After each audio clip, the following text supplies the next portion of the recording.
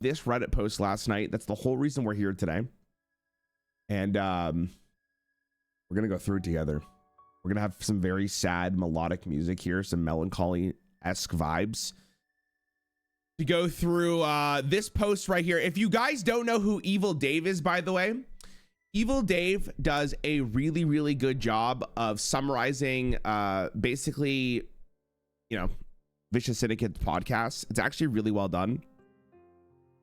And I think, you know, as someone who doesn't really read the Vicious Syndicate report or listen to the podcast, it's kind of nice hearing.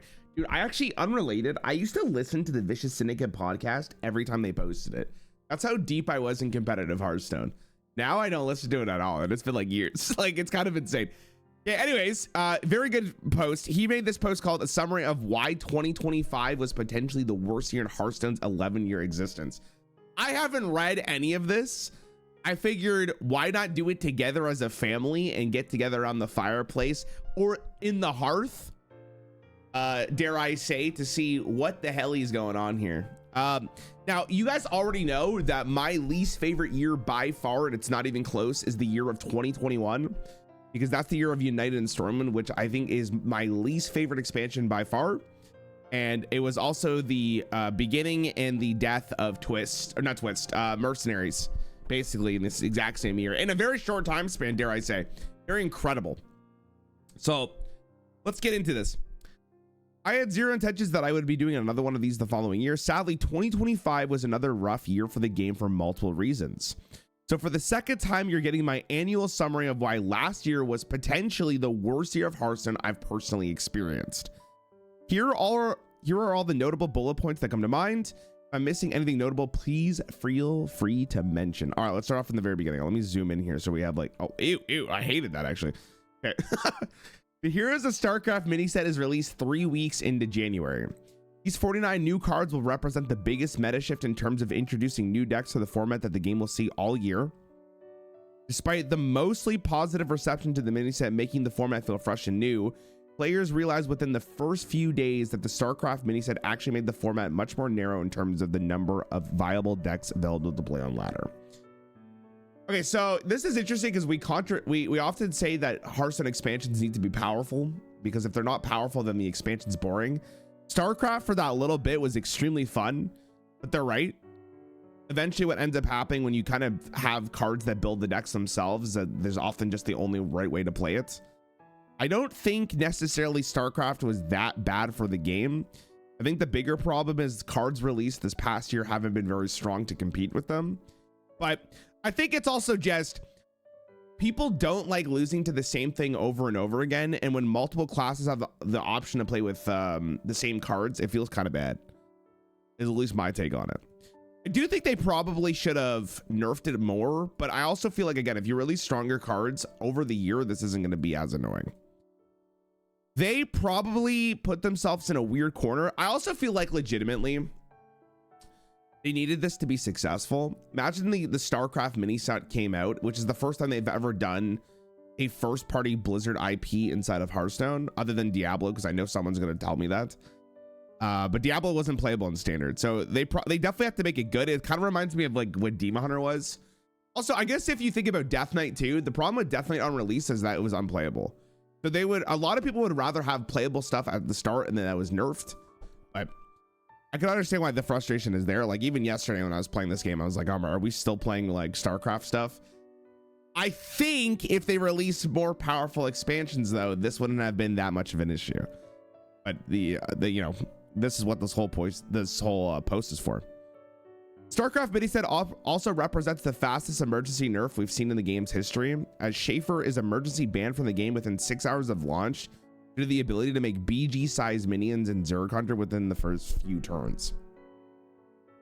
I don't think this is necessarily that bad. It's probably just an oversight from design that they probably didn't realize how fast you can change it, but I mean, what can I say? I will say for 2025, I saw Zeddy's video saying the power scale of this year was so strong they had the most nerfs in 2025. Wait, this year or last year? Because 2025 expansions were Into the Emerald Dream. There was Ungoro to Electric Boogaloo and Across the Timeways. Last year, I think we are probably the worst expansion in terms of power level we've seen. I'm trying to think what the last year would have been, though. It's even close to this. The problem is Whizbang's Workshop, Perils in Paradise, and the Starcraft mini set, because I think for the most part Great Dark Beyond was kind of whatever. I can't really remember it. I was too busy playing the Bazaar. The power level of Perils in Paradise and Whizbang were infinitely higher. So a lot of nerfs needed to happen, because if you're releasing lower power cards, then a lot of the cards from the previous year are going to be the strongest thing to do, which is kind of the unfortunate thing. Do you want them to do more collabs? Yeah, absolutely. Yeah. Put Tracer in the game. Is this necessarily a problem to have like broken stuff? Sure, but at least they reacted pretty quickly to it. And it's not like the card that they banned was necessarily from the mini set. It was from when did Schaefer come out? Great Dark Beyond? I don't think this is necessarily that bad. They reacted pretty accordingly to it, so that's fine. The year of the Raptor is officially announced. Game director Tyler Bielman shares some words about the upcoming arena updates. Oh, we'll get to this later. The esports program getting a minimal upgrade due to the China rejoining, and the exciting new cosmetics like mythic skins and pets coming to the game. Despite promising last year they intended to open up communication with the player base, or as part of their fun, focus, and fearless mantra, this would represent the only public comments from game director Tyler Bielman would give for the entire year. Okay, what did he say? I don't remember. Here's his note. You have an amazing Hearthstone year. Wait, this is going to be actually really interesting to see in hindsight. Okay, we have an amazing Hearthstone year ahead of us in 2025. 3 great Hearthstone expansions, mini sets, and battleground seasons will continue to make up the core Hearthstone experience and our primary focus for the year. The response to Heroes of Starcraft mini set has been amazing, and we're excited to keep bringing fun new gameplay in our releases this year. To that end, the major arena update that we've been working on since last year is almost here. The update will refresh one of the original Hearthstone experiences and welcome a whole new generation of arena fans. We're also expanding our esports program this year. I will say, I think the esports this year was better than the previous year. I think they did a fine job with esports. I don't know if that was necessarily like the Hearthstone team directly or the esports team, but this was fine.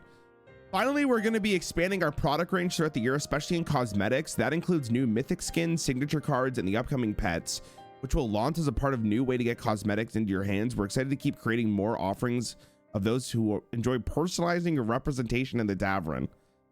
Personally, I'm dreaming about the next expansion. I'm really looking forward to when pets will be ready too. That's a tough one, buddy. I can't wait for all of you to sink your teeth into the year of the Raptor. Get ready. It all starts next week. This is that's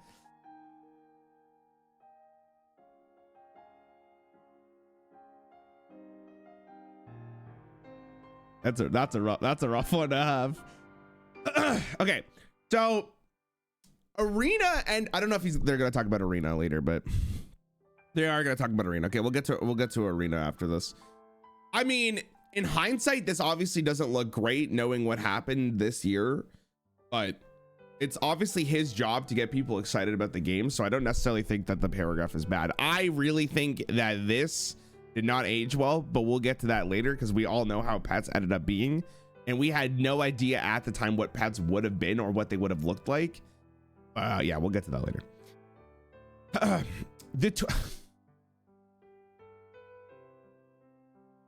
Don't get me started on this, man. The Twist format opened in January and February with repeat formats. The format closes on March 1st with the promise of more information coming soon about the future of the format. Twist will remain closed for the remainder of the year with no further information given. At the time we have made this, we're recording this, there is still no update. How is there no update on this format? I don't understand. I literally don't fathom how it's that hard to say, hey guys, Twist didn't work out as much as we wanted it to. Unfortunately, we're making our resource, or we're putting our resources somewhere else. I feel like I'm waiting for my dad to come home with milk, and he's not coming home. And I keep waiting. I'm praying that he's gonna say something. I'd rather have a note on my front door saying he's no longer coming so I can move on. Actually insane. I have made a whole video talking about Twist and why it was unsuccessful and all that stuff. So I won't get into this here. If you want to go watch it, it's somewhere on the channel, but disappointing, to be honest with you. I do feel like it is really easy just to make Twist. It's an extremely easy thing to make, and yes, having the additional format in the game means that there's a chance that more people will be engaged. Twist will go away to duels. Well, no. Well, the problem, I've talked about this before. The problem is when they launched Twist, they made a brand new card, or a card pack, the Caverns of Time. They launched an expansion with it. So in the same way mercenaries can't be removed from the game because they sold people card packs, they can't do it with Twist. So they can just say it's coming back and never touch it ever again, because technically that's fine. But with duels, because you didn't actually buy cards for duels specifically, you bought cards specifically for the game, and then you got to use them in duels. They had more leeway. Are Twist cards legal and wild? They are. But it was I think it's because it was monetized with Twist when it came out. There's more of a lean on it. What the fuck was that? What is that in my chat room, bro? Hey, I thought you should know that Fireback is back to streaming again. I know you made a video a while back to streaming. I think it'd be really cool if you did a video with him. I don't want to bother him. Listen, I appreciate that Fireback. Thank you for the 1,000 bits. Holy fuck. Thank you. I appreciate that Fireback came back and took a log break and came back to streaming, because that must have been like a really interesting decision to make. But he's playing Teamfight Tactics. I don't want to bother him. I'm gonna let him do his thing. Like if I came back to streaming and I wasn't playing Hearthstone, I wouldn't want to be bothered saying, why aren't you playing Hearthstone, or can you play Hearthstone again? You know what I mean? I'm gonna leave him alone. I'm gonna leave him alone. He's probably, I have no idea what's going on with his life. I'm sure he just wants to just have fun. All right. Core star rotation happens with an unprecedented number of nerfs. Oh yeah, right. They did like a preamp. I'm really glad this guy's summary is so good. They did a bunch of nerfs preemptively going into I believe into the Emerald Dream to make sure more of the cards would be playable, because they felt like the biggest issue with Into the Emerald Dream is that it would not be strong enough, I'm going to imagine. And I mean, this was a good call. Still feel like this change was interesting, but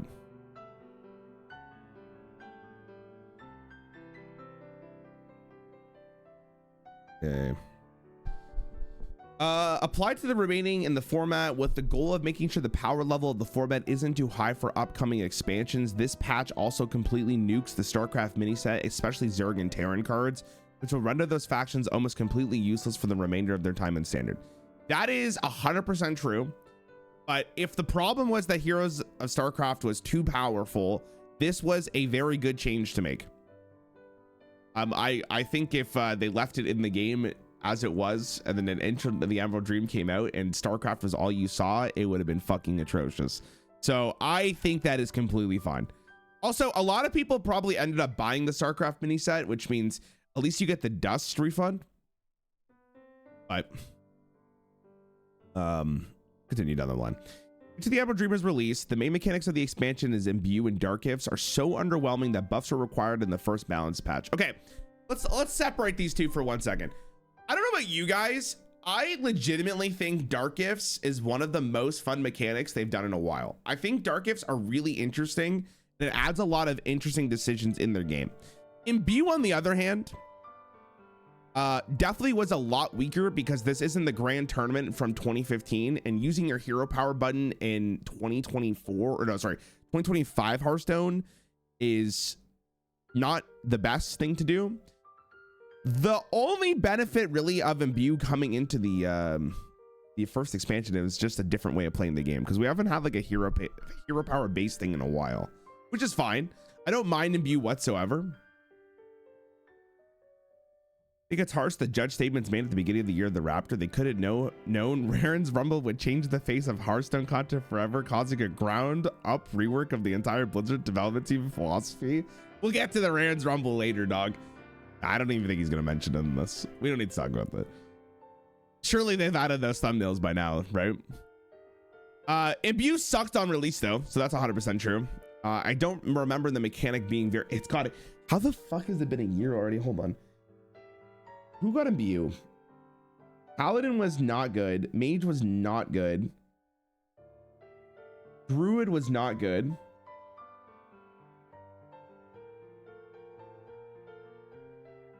Shamans was not good. Hunters was fine because I think King Crush was in the game. And the Priest was also bad.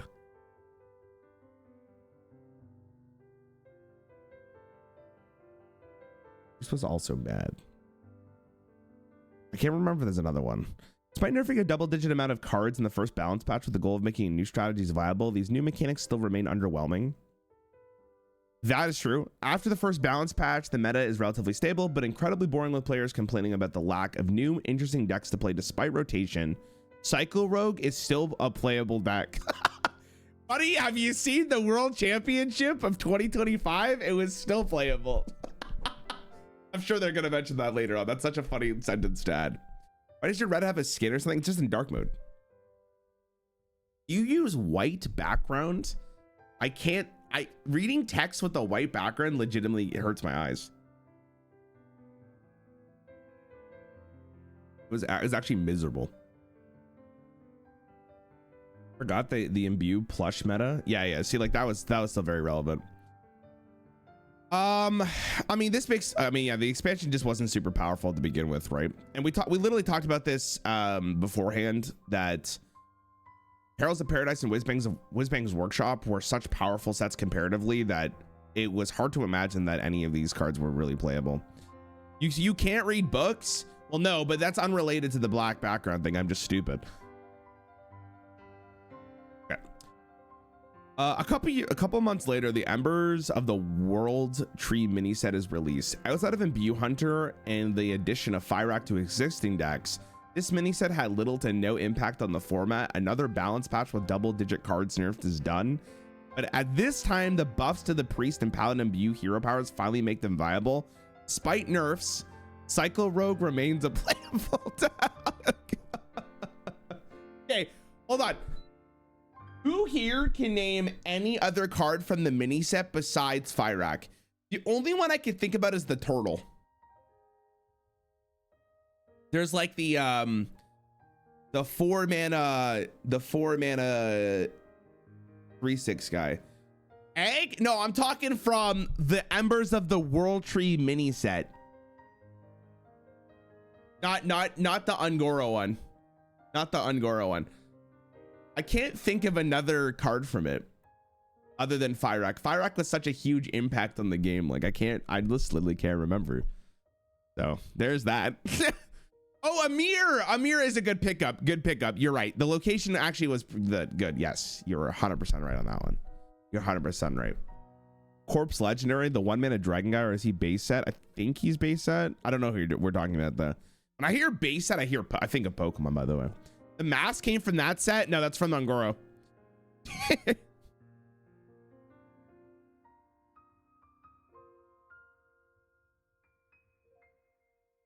The Phoenix was from that expansion. Okay, so there's more impact than that needs to be done. So maybe this is a little overstated.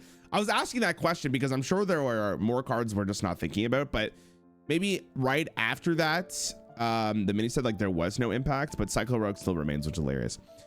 The Masters Tour Spring Champion happens. Although the hype and interest surrounding this event is low, it's at least promoted better than the Spring Championship in 2024. Again, like I said earlier, I actually do think that esports this year, when I say this year, 2025, was actually significantly better than the prior year. Very well done, to be honest with you.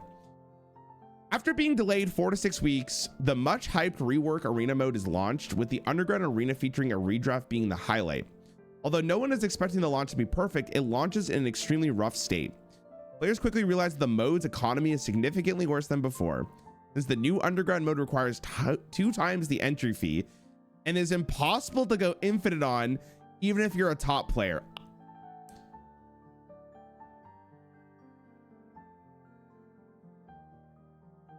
Is this true? Like, if I got 12 wins every single time, don't I get enough money to go infinite? Like, it's harder. Like, it's significantly harder to go infinite, yes, but I don't know if it's impossible is the right thing to say here. Possible, it's probably mean improbable. Okay, I agree with that. I agree with that. You are reliant on getting the 2,000 gold crowd's favorite bonus to go remotely positive on gold, which is a minuscule chance of being rewarded to you after each run. I think this change is actually so cringe from them. It is crazy. If you don't know what this is, for those of you who don't play Arena, at the end of your run, you have like, I don't know, 1% chance maybe to get 2,000 gold from one of your chests. But because they added that in, that means the average reward you get is worse. And it's so stupid because if you do hit it, it's like, oh my God, I'm gonna go play this mode again. And if you don't hit it, it's like, wow, my rewards actually just suck ass. Rewards suck ass, not awards. That is, the gambling aspect of this feels so shitty, but obviously, if you do hit it, it feels very, very good. It's, I really don't like that change. Mode somehow launches in a state where it's statistically better to go 8-2 and retire than finish with 9 wins. Is that still the case? They have had to have changed it. I haven't been paying enough attention. Is that still the case? Surely it's not still the case, right? Wish they brought back the second legendary on second redraft. I'm shocked they got rid of it, but 9 wins is bad. 8 wins is better now they patched it. Well, the problem is not 8 wins, it's 9. Oh, 9 wins, they patched it, okay. Balance-wise, the mode now features a handpicked curated set of cards instead of certain sets, and the list is not shared publicly for some reason. True. There are several incredibly broken buckets that are tied to the legendary card you get at the beginning of the draft, and including inexplicably putting uncollectible duels type of cards in certain buckets. Sorry, 3 times wishes with Dream Planner Zephyrus. Despite being trashed in standard, imbue decks become incredibly broken in arena and warp the entire format around them. Players complain that the mode was redesigned to extract gold and resources from arena only players instead of improving the arena experience. That is 100% objectively correct. 100%. They did not put all the time and effort into redesigning arena to not make money. That is 100% correct. I would say, okay, now here's the real question, because I don't play enough arena. Pants, you're gonna know probably more than anybody else here. Would you say arena is more popular or less popular than it was prior to this update? I guess you could say the same as well.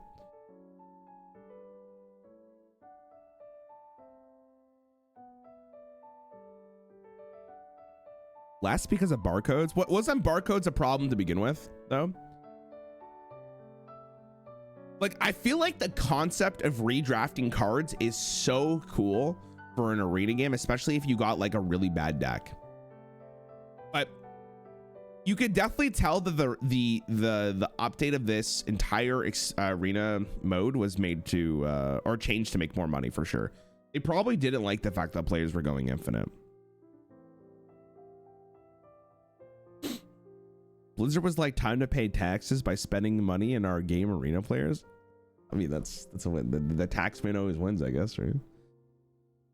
I feel like arena for a second there was kind of popping off with Forsen like streaming, but the problem is like now, and then maybe they get to this later on, but rather than having like a nice curated set or whatever, they don't really put the same.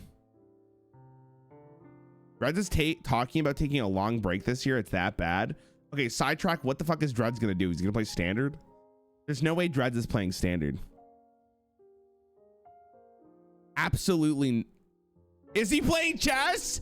There's no way. Wait, Pants, I thought he was saying yesterday that he thought arena was fine. I thought he was saying arena's like great. I remember him talking about it. Oh, Dreads. Yeah, unfortunately right now, I think arena's in a pretty bad spot. They kind of just left it out to die. They probably made their money. It was like mercenaries. They made their money and they said, fuck it. Now, that being said, there's still like, it's not like the bare bones of arena is really bad. They have the chance to kind of fix it if they want to. I just don't know if they will. That's the issue here. So we'll get back to that later. Or maybe they'll talk about it later, but in its current spot, it is not doing great. So that is unfortunate. On June 30th, the very well-established and well-liked Hearthstone influence manager Ridiculous Hat announces that Blizzard is not renewing his contract and his time with them has likely come to an end. 07s for Hat. Still miss him to this day. I fucking love that guy. You're my top 1 YouTuber in 2025. Can you please roll the ban wheel for me? I really like to gamble. All right.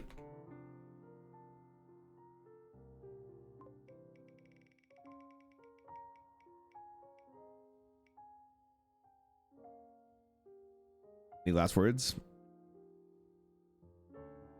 any last words? Thank you. Thank you. I'll give you a nice 1 minute timeout. Like a quick, it was like a, you're not like banned, you just get a quick spanking, you know? All right, anyways. He's more or less forced into reapplying for his job with senior influence manager position that opens up, which is ultimately given to someone else. Despite not being in his job title, Hat was the de facto community manager for the game for nearly the past 2 years until Blizzard finally formally hired someone for the role early in 2025. That person also has nothing to do with Hearthstone's shortcomings this year. I've heard nothing but praise publicly and privately from people that I've worked directly with there. Okay, I will speak on that. Akla, who got the job, it's not the exact same role though, is fantastic. She's great. I just wish Hat was also still working for Blizzard Entertainment. Like that's what it comes down to. Hat was too good of a resource to get rid of. I'm shocked they didn't hire him for something else, but whatever, what can we do? There would be no one in Hat's role for roughly the entire month of July. Not ideal, but not devastating as long as July isn't the worst month of Hearthstone's 2025 year. That's fair. Made this post that he's probably talking about the community manager with people. I don't know who they are. This guy just makes like the Vicious Syndicate like recaps, but he does a good job. I don't know what he has in terms of connections with other people, but yeah, he does a good job. Okay, July 2025 becomes the undisputed worst month of Hearthstone's 2025 year. Okay, hold on. Look at this segue, bro. Not devastating as long as July is the worst month of Hearthstone's 2025 year. King Crush is announced as the first pet to be released in Hearthstone at the launch of 34.0 patch alongside the Lost City of Un'Goro expansion. Official surveys asking people how much they would be willing to pay for a pet had options that went as high as $70. The blog post detailing King Crush revealed that the pet would be locked behind a predatory dark but fair gacha system. After closer examination of the odds, people quickly realized that to unlock King Crush, you would need to spend 158 USD to unlock him unless you get lucky with 1 in 1,000 odds. This is significantly higher than anyone was expecting based on the surveys Blizzard had sent out, despite members of the Hearthstone creator program receiving the pet for free, except for me, because I forgot to put my name in. So I do not have a pet currently, and I don't know if I'll ever buy one. They would have to release one that is fantastic. Like if I'm dropping 160 bucks, because let's be honest here, I'm not lucky. The pet would have to be Valir on the side of my board. I'm just being honest. Where was I? Team 5 would remain radio silent on this feedback for the rest of 2025 and would double and triple down on the Darkman Fair gacha system, appearing more frequently as the year went on. So here's the thing about this. They're making a absolute fuck ton of money on this Darkman Fair system, and they're obviously not going to say that publicly, like, hey guys, you were wrong, XDD. Like, people are putting so much money in to get these pets. That doesn't mean that the system is good, and that also means that I don't want it in the game. From a monetization standpoint, they're probably making an ass load. We also don't see the impact this has on the Asian region. I'm feeling like China is making them a shit ton of catch from this Darkman Fair system, because feels like Asian culture really likes the gacha systems. I got lucky with the 1% chance the TFT gacha skin stop playing HS.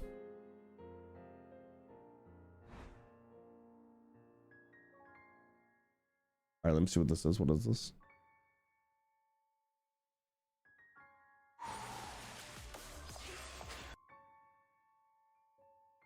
That's your pet?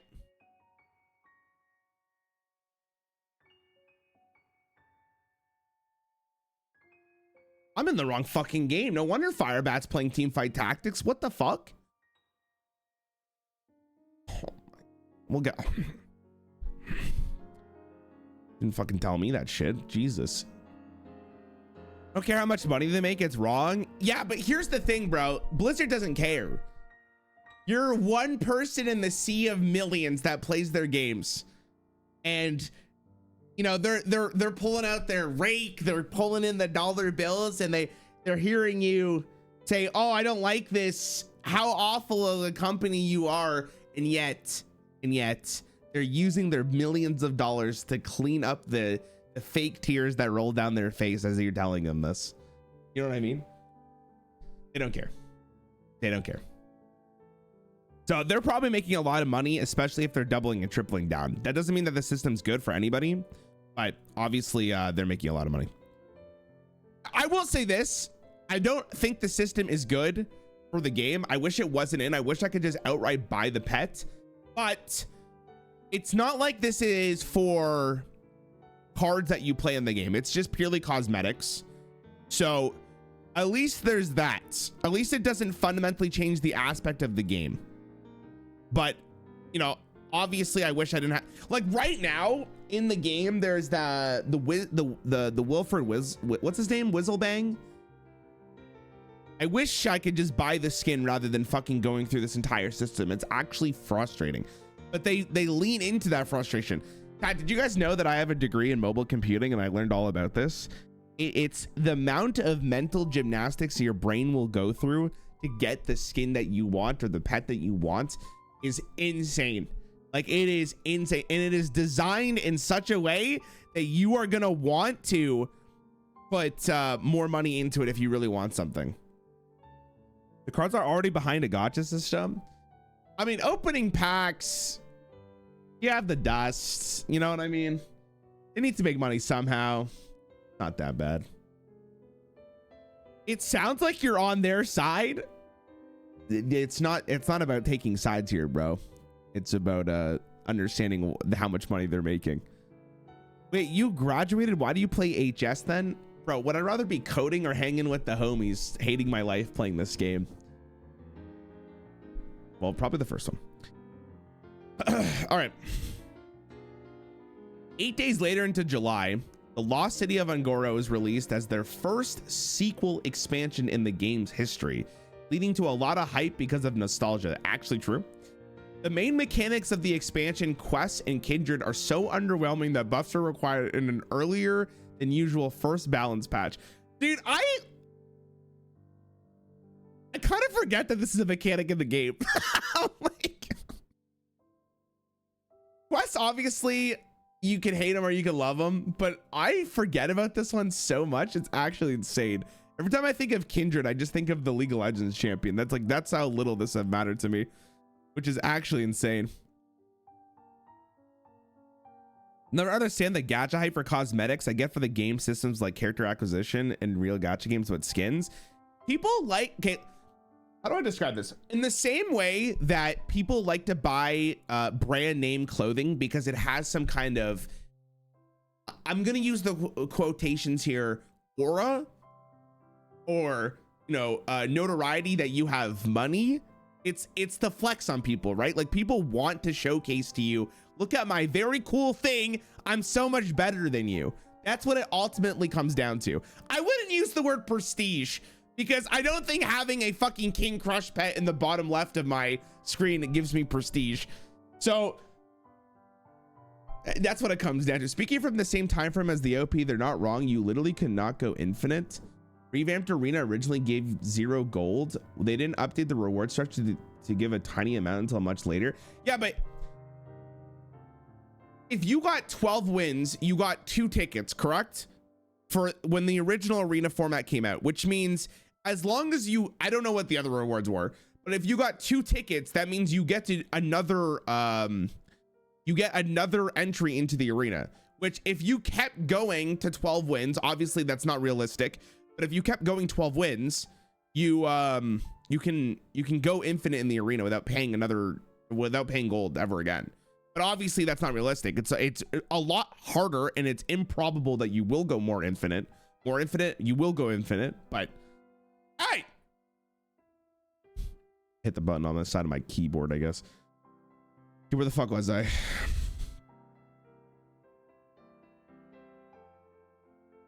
I was right here. Okay. Quest decks are so bad that roughly 3/4 of them at launch had worse win rate worse than Splendiferous Whizbang decks. Un'Goro's launch was so disastrous that it made longtime Hearthstone personality Brian Kibler quit the game indefinitely. He made like a whole video on this, right? Hey everyone. Does Kibler still play the game at all? Or is he just on like a different path now?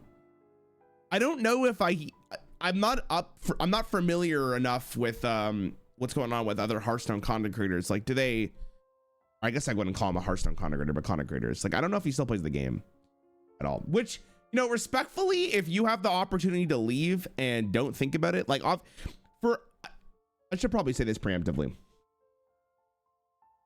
Guys, everyone who plays Hearthstone wants Hearthstone to succeed. Okay. Like, we all want, like, as someone who makes Hearthstone content, right? And as someone who is one of the bigger faces in this community, I want Hearthstone to succeed. And I want Hearthstone to be fun, because if it's fun and interesting, it's a mutually beneficial thing for both of us. And by both of us, I mean me and Blizzard. I don't know about you guys. I guess you guys are more exciting, but there's a positive cycle, right? If game is good, I want to play game, and I'm inspired to play game, which means I make content for game. People watch content, get inspired to play the game, which means you have a nice loop, right? A nice positive cycle that means that not only is everyone having fun, that means Blizzard has more resources to make the game better, and you continue to go and go and go. You know what I mean? So obviously for Kibler to make a video like that and take like an indefinite break is a huge thing. It's massive. Then you wake up. And then you wake up. So that's unfortunate, but you know, what can you do? Despite nerfing a double-digit amount of cards in the first balance patch with the goal of making new strategies viable and making meekish buffs, Quest and Kindred still remain underwhelming, although the most aggressively buffed Quest and Warlock becomes playable. After the first balance patch, the meta is relatively stable, but incredibly boring, with players complaining about the lack of new, interesting decks to play. Despite nerfs, Cycle Rogue remains a playable deck. Okay, so let's talk about this for 1 second. You guys think that next year after rotation, the game will be a lot more interesting? Because if the problem is that the cards from the previous year are too powerful and everything rotates up, do you think the game will be better?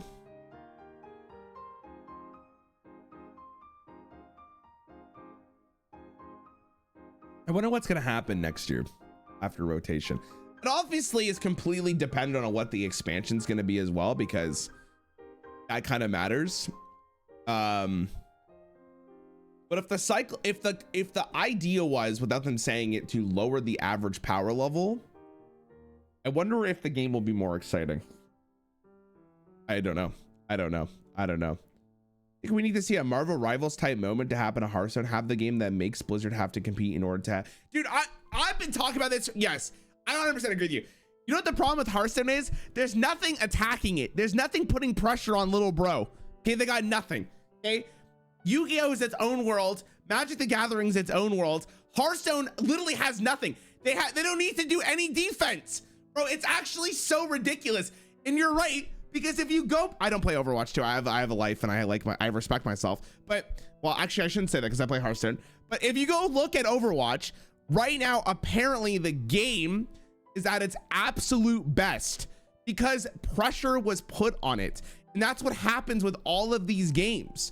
Because if you're a consumer and you have the option to pick a game that is fresh, new, and exciting and brings new life into a genre that you've known and love, then the other company that had the game originally is forced to make changes to adapt and make the game more appealing to the consumer.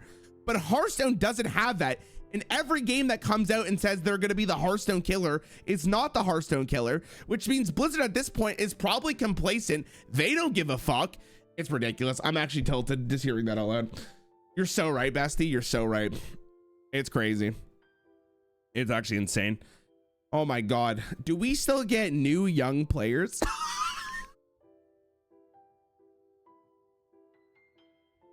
Bro, nobody's getting into card games. Card games are actually low-key dying. Like they're actually kind of on their deathbed, because the problem is every why would I want to make it? Why would I want to play a game that I'm forced to make incremental decisions when I can just play an auto battler? Like, there's a reason why Battlegrounds and there's a reason why TFT are so popular, is because it's like the next generation of like online strategy games. So card games, like at this point, I would be shocked to see if there's going to be a lot more interesting card games. That being, I guess I should say multiplayer, because obviously Slay the Spire is coming out this year, and it's fucking, I'm so excited for Slay the Spire 2, but whatever. TFT popular. Here, I'll show you right now. Hold on. What? It's not that TFT is popular. It's, the question is, how popular is TFT? TFT right now has 50,000 views. All right, it is currently Saturday at 12 p.m. EST. Where's Hearthstone?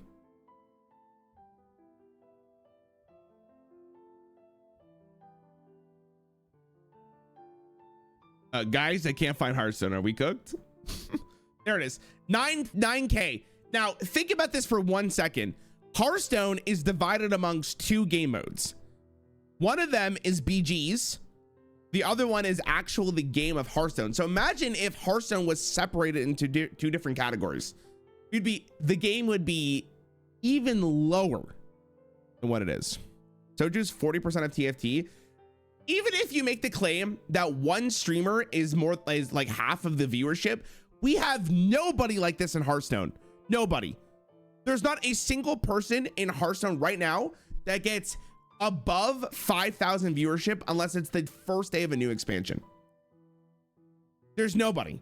There's actually no one who comes close to this. The biggest streamer in the world is probably like Tice for Hearthstone, and Tice gets about, as far as I can tell, like 3,000 viewership, which is still fine.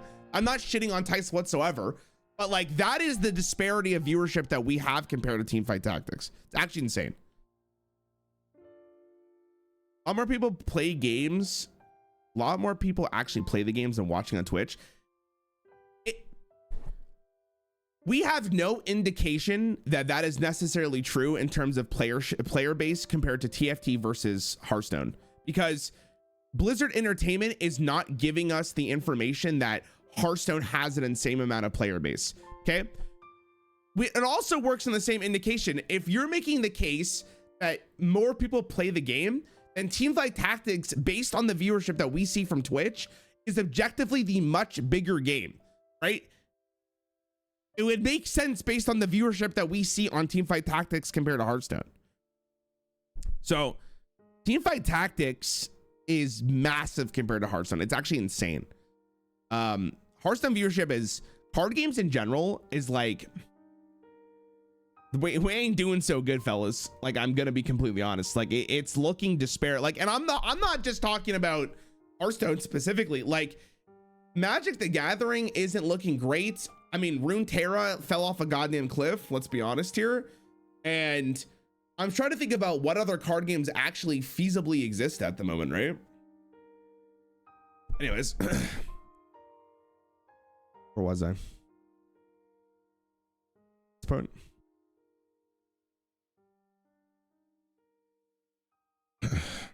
A game of TFT is a bigger time commitment though than a round of HS in the commute, toilet, and whatever. What does that mean though? What's the point you're trying to get on? A card game could have potential if they make a client, but okay, so imagine you're Rito Games and you say to yourself, hey guys, we have this brand new card game called Riftbound. Very exciting. We also have the past example that Legend of Runeterra wasn't successful and we had to sunset the game, like, in a sense, because they still make updates for the single player mode, but they had to sunset the multiplayer. Why would I, as Riot Games, want to make a new client? There's no way, right? All right. During the traditional second balance window, Teamfight put out the blog post. Well, Matt, we want to go. I don't remember what this is. We want to share a quick update covering 2 things: a small set of balance changes and the current status of quests. The meta features a wide variety of decks across classes and strategy balanced well against each other, so we avoided major changes that could disrupt ahead of the mini set launch. That we focus on a couple of play patterns that need adjusting. Amir has been the strongest card in Druid since its release, especially in Alanisk Druid, which fuels the OTK game plan. Change to slow down and make it riskier to keep in the mulligan. Reserves, whatever. We follow the Hearthstone community discussions around the power level of the quest and appreciate everyone. Why is this like in italics, by the way? We've been following the community discussions around the power level of quests and appreciate everyone who's taken the time to share their thoughts.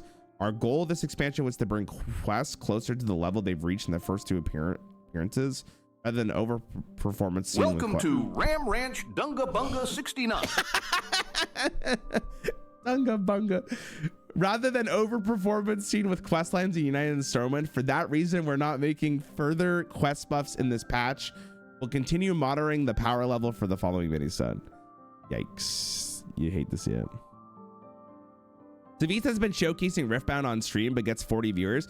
I mean, see, like that is an indication of just the game isn't feasibly there for the masses, right? If you're super into card games, Riftbound's probably amazing. I haven't personally played it, but like I'm just thinking of my life around card games in general. I don't know anybody who has ever mentioned it to me other than Simo and CGB, because they were going to that event that they hosted. Like, it doesn't seem like it's reached like a general public like Magic. Now there is a chance it can, but currently there's just no hype for it. But that's an indication of just viewership in general and player base. Unga, thank you for the sub, bro. I love your name. That was really funny hearing Goofy talk about that.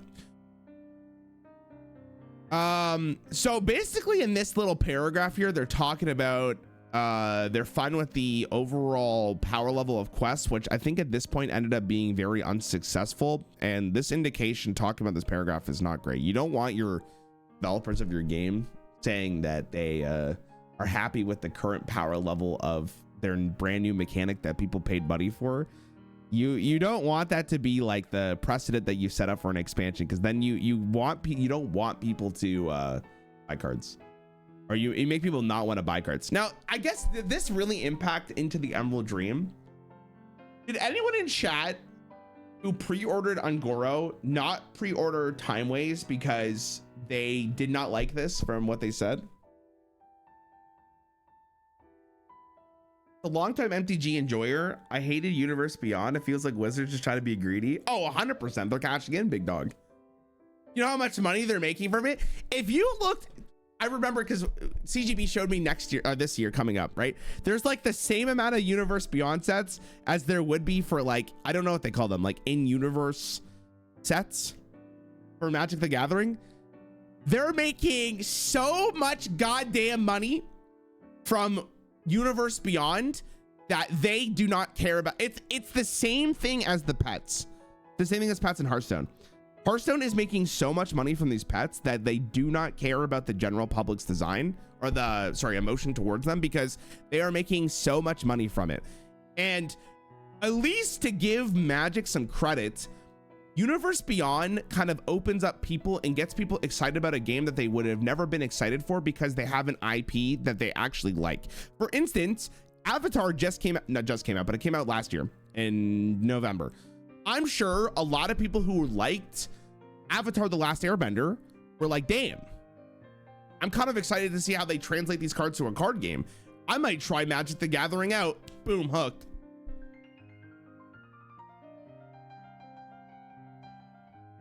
So I don't think they care. So you're saying that they should have Overwatch to Hearthstone? Yes, they should. They should design it well, but they absolutely should. And then they should bring in Diablo, even though one of you is going to tell me Diablo's already in the game. Did you ever get those SpongeBob cards in CGB yet? No, now that the visa was approved, I will be able to go see him physically and grab them myself. And that's the case. Clark, what's up, man? I bought some Avatar: The Last Airbender singles just for the art. Well, that's the point, right? So that's why Wizards of the Coast and Hasbro will continue doing Universes Beyond, because it's an infinite money glitch. It's actually like an infinite money glitch. It's crazy. It's crazy. They're gonna make dude, this StarCraft set, they're gonna make so much money. I don't know about TMNT though, but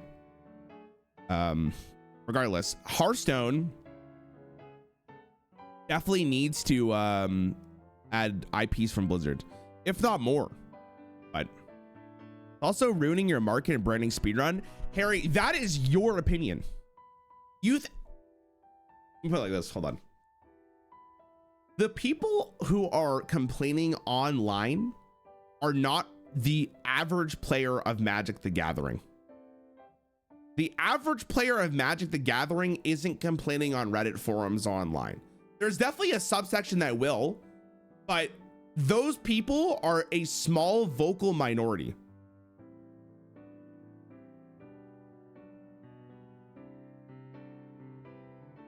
Magic the Gathering will be completely fine. I'm not even worried about it. I'm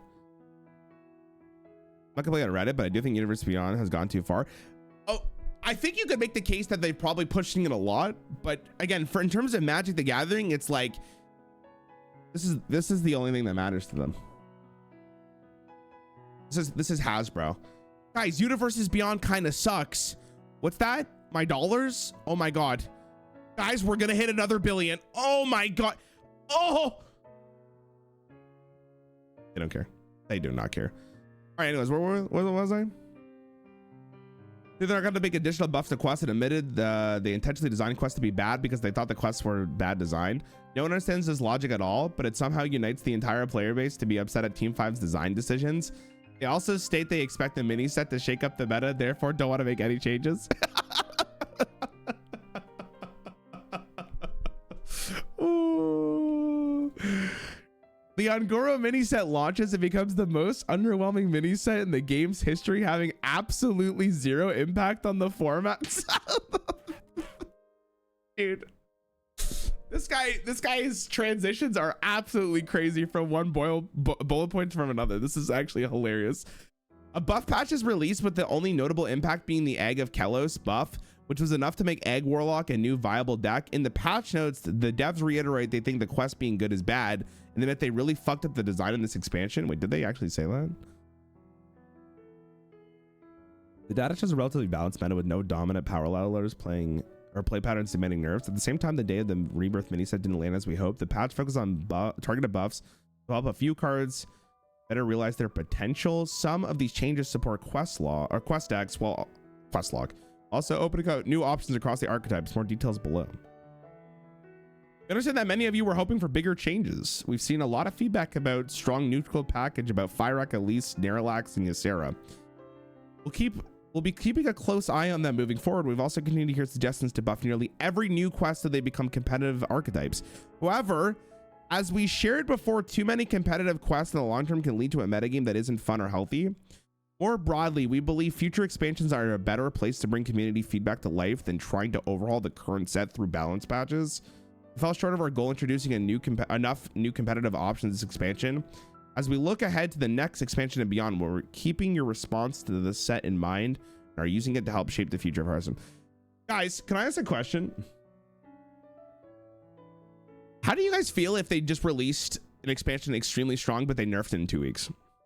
Is that not a better environment for the game to have than releasing a very poor expansion and then having to buff it and hope it does something?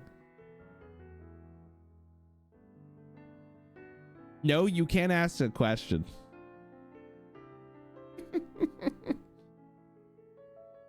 So basically, if they don't balance the expansion perfectly, we're cooked.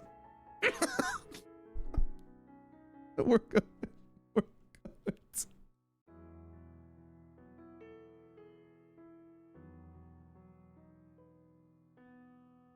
They don't want that because of dust refunds. Dude, I feel like, okay, let's think about the logic. If a new Hearthstone expansion comes out, I'm thinking of, this is purely from Blizzard's perspective. Let me explain. If a new Hearthstone expansion comes out and the expansion is extremely powerful, it looks extremely powerful. Blizzard is like, oh my god, guys, look at these new fucking cards. They're about to absolutely rail your opponents. They're free wins. Okay, people will pre-order the expansion. Okay, they'll make the dollars. The expansion comes out, they'll do nerfs. Blizzard will give you their virtual dust, which has no impact on the actual real life economy of the world. And Blizzard already made their money. I do not think Blizzard Entertainment cares about giving people dust refunds because they already made their money. So for the average person who's buying these cards, I feel like you would want the cards to be powerful in the same way Starcraft was and then nerf them afterwards. because at least you got to use these cards in the new expansion or new set that was released. Why do we keep playing this game that doesn't care about us? That is a personal question that you got to look inwards.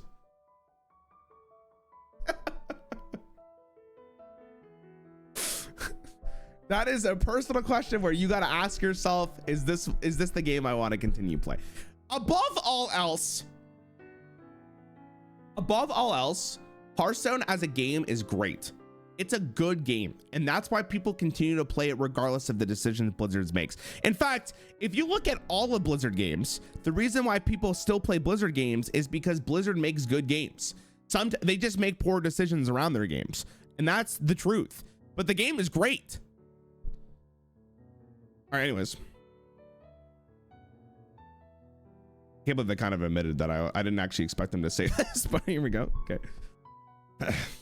At some point during this time, the arena format transitions from having a curated list of draftable cards to once again only having cards from the standard sets draftable. Okay, can I ask a question?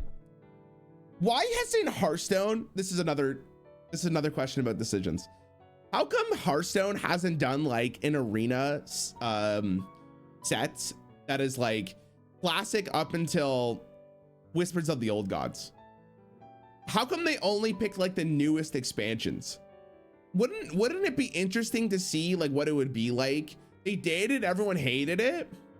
They did it once and it was great.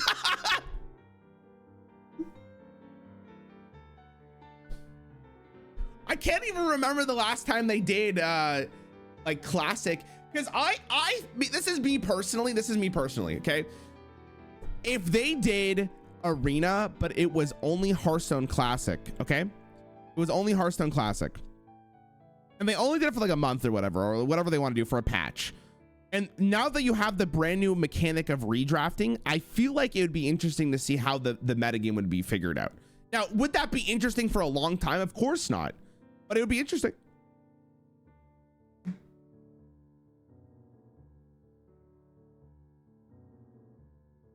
Also, I guess I don't know anything about arena. Old Hearthstone isn't simulating enough, but isn't it interesting how people tell you that older Hearthstone's goated? And I miss older Hearthstone. I miss when Ben Brode was in the charge of the game. But when you think about playing the game, it sounds like it's going to be awful. Isn't that interesting? This game always sucked. We just can't admit it. Okay. At some point during this time, I already read that. The Masters Tour Summer Championship happens. Although hype and interest surrounding this event is low, it's at least promoted better than the Summer Championship in 2024. Again, esports last year was a lot, or when I say last year, I meant 2025, was a lot better than the previous year. They did a very good job last year for esports, considering what their game was. I certainly don't miss one balance patch a year. I don't either. But in the same instance, it's like, why not just give the people older Hearthstone to see what it would be like? You know what I mean? A lot of people complain that the old arena rotation was super boring, so they never did it again. How long ago was that, Star? Like, when was the last? Give me like a year when the last time classic was in arena, because I do not remember the last time an older expansion was in arena. Was it like 2020 and beyond? Was it before 2020? Because I literally don't remember anything. I can't remember. I genuinely can't remember the last time it was there. It was before Galacron. Okay, so guys, I hate to say it. I hate to say this. If it was before Galacron was like 7 years ago, almost at this point. Well, I guess it's more 6 than 7, but 6, 7. It was a few years ago. Yeah, I don't remember it at all. So then maybe my nostalgia is completely gone. 2022 or something. But all I'm saying is that was before the arena change, right? Where like you only got to draft one deck and then it was like whatever. I wonder what it would be like with like a curated card pool and you get to pick your legendary at the beginning. Like it changes the game up, and they have it. So Cross the Timeways is announced. During the pre-release, players noticed that the new rewind mechanic caused major performance issues with lag, roping, and in some instances crashes. It's so bad that for the first time in Hearthstone's 11.5 year history, a card, Mr. Clocksworth, is nerfed solely because of technical performance reasons and not because of balance reasons. I remember I watched like maybe 20 minutes of the World Championship outside of Maxi playing because I wanted to see my goat win. And I remember someone played a rewind card and they had to restart the spectator client because the game can't handle it, which is fucking hilarious, man. That is very funny though. Okay. Cross the Timeways is released. The main mechanics of an expansion, Fabled and Rewind, are once again underwhelming and failed to create new viable strategies. I will say, I can't speak much about Rewind 100%, but Fabled is a very cool mechanic, and I'm excited to see how it ends up being next year. But I really think Fabled is really, really interesting. Although for the first time this year, people praised the design of a new mechanic. Hey, look at that. Despite nerfing a double-digit amount of cards in the first balance patch with the goal of making new strategies viable, these new mechanics still remain underwhelming. After the first balance patch, the meta is relatively stable, but incredibly boring, with players complaining about the lack of new, interesting decks to play despite the nerfs. Cycle Rogue is playable. That's so funny. The Masters Tour Last Chance qualifiers happened shortly after the release of Across the Timeways. Well, I don't believe a Last Chance qualifier happened in 2024. Hype and interest surrounding this event is low. From a viewership perspective, the tournament is a tough watch due to a bug where if any player plays a rewind card, it breaks the spectator client view completely, with the game unable to update what's actually happening.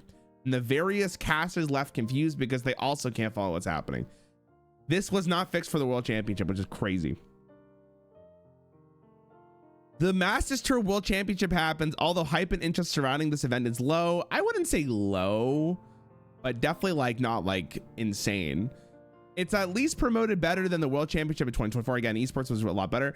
To show how little the meta changed in a year, the World Championship ML Yamming brought 3 of the 4 of the same archetypes to the 2025 Worlds as he did in 2024. One of these archetypes was Cycle Rogue. Multiple other technical issues plagued the game throughout the year. For some reason, the EU regionals performance got so bad at times it was rendered unplayable and even disabled at points. Some people, please correct me if I'm wrong. An unknown bug forced both the OG Aviana and Druid and Wave of Nostalgia to be banned across all modes for a period of time. $158 pet was disabled because of technical issues it was causing, without any compensation given to those folks who were foolish enough to spend $158 on a buggy cost. Is that real? Wait, what? They disabled the pet? No, they can't. How could they get away with that? That's actually insane. What the fuck? That's mental. If this had like a $20 pet, I'd be like, okay, yeah, it's fine. But that's crazy, bro. 2025 has felt like a throw mud at the wall and see what sticks. And yes, that was real. This is disgusting. That's crazy, bro. What was the bug for it? That's actually mental. Angora packs were issued at the end of the month. Ladder rewards as Across the Timeways was the newest set. The game literally did not work on Pixels phones for about 2 months. Jesus. 2025 ends. Cycle Rogue is still playable. Let's go. Oh my god, sorry. Never get the last bullet. Yeah, that's funny as hell. Cause desyncs. Interesting. Okay, this is too long. I don't want to read all of this. So what does this all mean? There are 2 points I had listed in 2024 as to why this year was so bad, and they sadly still mostly apply to 2025. Great. All right, let's get into it, shall we? The game design has felt directionless the entire year with no clear concrete direction the game is trying to go in. This was the same point as last year, and while the game's balance after major patches have improved compared to 2024, meta has sucked if you're a longtime player with how few new strategies have been viable for each new expansion. It's extremely damning that the most impactful set we've had all year in terms of creating new decks and shaking up the meta was a 49 card mini set released 3 weeks into the year. Imbue, Dark Gifts, I think Dark Gifts are like a little iffy here. Quest, Kindred, and Rewind are all main mechanics that are egregiously underpowered at launch, or a tactical disaster in the case of Rewind. The rest of the year was filled with expansions and mini sets that might add in a couple new decks if we're lucky, provide a few new cards for old decks, and then watch which Then watch which old decks become meta again after a major balance patch. Hell, we even had the developers admit they designed the core mechanic of an entire expansion to be bad on purpose because of reasons, question mark. Same dev team has also had a near 3-month window of unchanged meta because between the first major balance patch of Angoro to the launch of Across the Timeways, where they could have tested new decks against established old ones and fine-tuned them if they couldn't compete with existing decks, and they just didn't. The meta probably didn't suck if you spent a year away from the game, but it sure did if you're a regular player. If you ask the average player to name 5 decks they remember playing this year, they probably struggled to do so, although they probably would remember Cycle Rogue was a deck that existed throughout the year. Hey, directionless throughout the entire year. I'm not good enough at game design to really like give an opinion on this. I'd have to rewatch that Kibler video and then regurgitate his opinion of this, and then I'd say Kibler is right because he makes sense. This post was oh my god, this post was talking about why HS sucked in 2025. And notice Rarran's Rumble was not mentioned once. I mean, Rarran's Rumble had nothing to do with the actual design of the game, right? Developer communication with the player base remained fairly bad in 2025. In 2024, I brought up the lack of communication about weekly quest changes, lack of communications about Hearthstone esports events, lack of communication about new boards, lack of communication about expansion trailers, lack of communication about twists, and more. I also mentioned that the only saving grace last year was the job Ridiculous had done. My goat. To their credit, they've been improvement on this front in 2025. There's actually now a community manager. Hearthstone esports is trending in the right direction and was promoted better this year. And Battleground seems to be one mode where there's actually dev communication on what their intentions are. However, dev communication around cosmetics, especially the rug pull on how pets would be acquired on their cost, and constructed Hearthstone remain as bad as they were in 2024. We still have a game director that doesn't engage with the community more than once a year, unless there's a new cosmetic to promote. Devs do engage more internally with players in the Hearthstone creator program, but even that becomes a rocky point this year around the Angoro launch. I can't attest this because I don't read the Discord whatsoever. I literally I don't read it at all.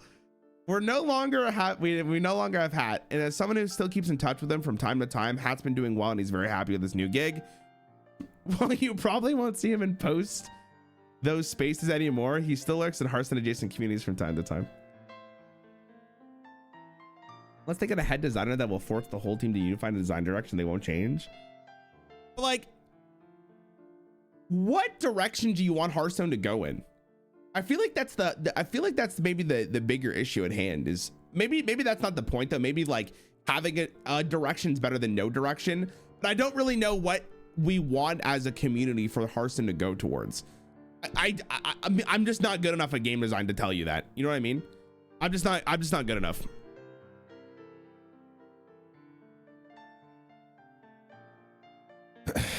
More power creep, pure slot machine gaming. Hell yeah, bro. This year the team was too afraid. Yo, James, thanks for the sub, by the way. I don't know if I said hi. This mechanic is fun, so we're gonna make it good. It's okay, Rarran. The Hearthstone game designers don't know either. What the fuck? Maybe he's right. Okay, seriously, was 2025 seriously worse than 2024? Honestly, it just depends on what you value your personal preference. I don't think any longtime Hearthstone player would point to either year as being good ones. 2024 lost duels, true. 2025 lost twists, we all know is dead, actually true. 2024 had multiple instances of broken metas with actual tier S stacks after balance patches, where 2025 had balance that was fine but incredibly lacking in viable new strategies that were added to the game. 2024's lowest point might have been the weekly quest fiasco, whereas 2025 just point to 1 month period in July where they released $158 pets behind a predatory gacha. The expansion had next to no impact on the format, and the devs admitted it was designed to be bad. Their PR team to the PR to the community during the time was a disaster because they let the contract of the person who previously did so expire. In both years, the game's director showed up as often as who? Who the fuck is this? I don't even, how do you pronounce this? Phil Shadow does on Groundhog's Day. Oh. Is that the movie with what's his name? The guy who does the voice for Garfield. I don't remember his name. Oh my God, it's gonna kill me. Bill Murray. I was gonna say Bill Clinton. That didn't sound right. It only. That's the name of the groundhog? Wait.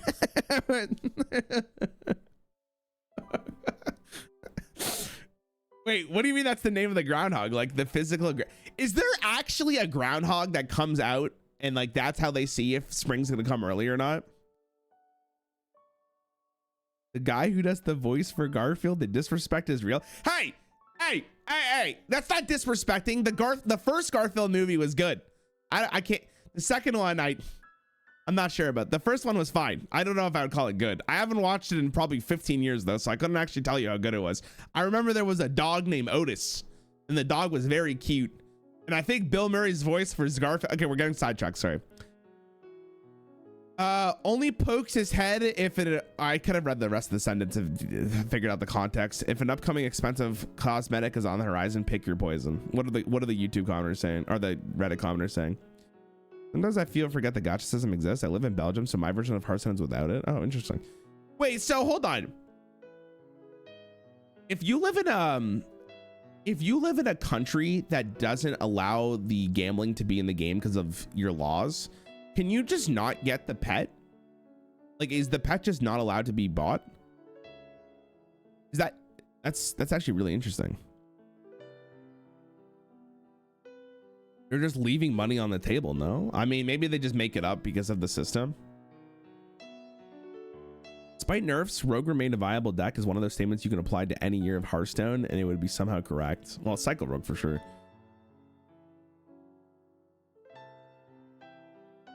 Still say 2025 was the worst year because of its failings were made worse by it also being the 10th anniversary of the game.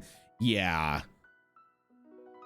Loot box banned in a few countries so they get clients without it. No, I understand that, but like the only way to get those pets is through the loot box or the gacha system. So if the gacha system is not in your client, you just can't get the pets. Sometimes something I think is important to note is that their failings are completely their own doing. Twist easily could have been a hit, but they literally don't even have it active and do nothing with it. It'd be minimal effort just to start classing and add another set each month, but they don't even do that. They constantly make the wrong choices, even when it's beyond obvious that it's wrong. People spotted the problem with imbuing King Plush the moment they showcased the mini set card. It still made it to launch. I mean, they admitted to making Angoro bad on purpose instead of just not making it. Saying they have no direction doesn't feel accurate to me. It doesn't take direction to change a card before release that everybody knows will be problematic. It's just incompetence, and they keep getting worse at their jobs. Jesus, bro. I can't wait to see what the game is going to be like after rotation. If they allowed them to buy the pet, it would open some people's mind to just how much they cost. Or if they made it cheaper, people in Gacha's country would complain. Oh yeah, for sure.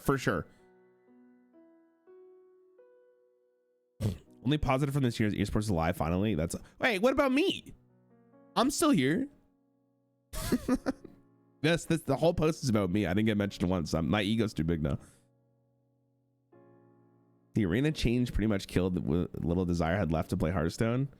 I stopped playing soon after. I do plan to return to Hearthstone when a new Twist season comes out. So I'll never play HS again. Jesus. They said positives? That's crazy, bro. That's such a cool opinion. This is completely unrelated. Fuck!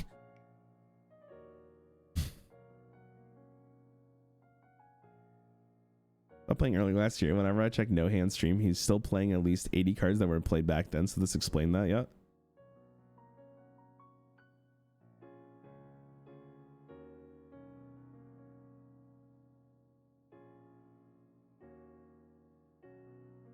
That is the Clipper quit. He brought me back to the game 2 years during festival when YouTube decided to show me his test espionage and some wacky random bullshit Warlock deck videos.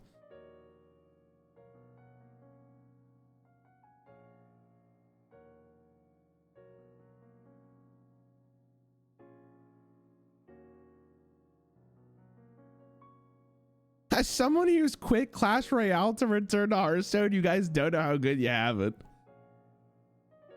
That's fair.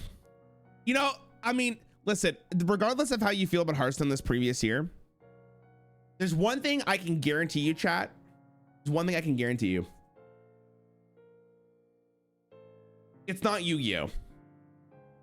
And that's the most important thing here. It's not Yu-Gi-Oh. It could always be Yu-Gi-Oh. Be Yu-Gi-Oh. To me, Kibler, Crip, and Firebat were the OGs of Hearthstone, and none of them played anymore. I mean, okay, but ask yourself legitimately this question. Imagine you eat ice cream every single day, and you've been eating that same ice cream for 11 years. Maybe you get some chocolate chips in, maybe you get some mint, I don't know. You get some sprinkles. How long do you think you can eat that ice cream before it gets too boring? Right? Like that's the logic here. People have to grow, people got to move on. People need to understand that, like, even in a job that's not content creation, like, people get stagnant. People want change in their lives, right? And it's important to grow and understand that these people have different opinions and different interests because they're 10 years difference. So, and that's why you eat your favorite ice cream in moderation. Exactly.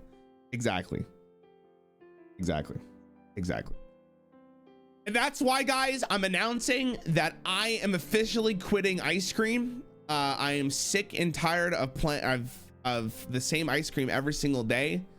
No matter how many scoops I have, it makes me upset, and I just can't. I tried it in different bowls, different spoons, different atmospheres. It's cooked.